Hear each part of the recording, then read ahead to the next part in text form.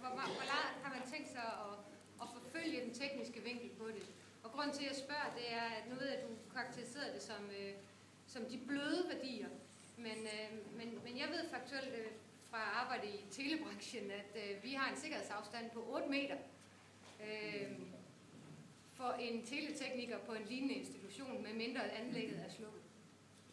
Det er sådan set meget sjovt, du siger det, fordi det var noget, jeg ikke lige havde spekuleret på at bringe op i dag her, men jeg er selvstændig, og vi arbejder til tider i nærheden af mobilmaster, og jeg kan huske, at vi lavede en meget, meget stor opgave, hvor vi gik i flere måneder ud på Billercenterets tage.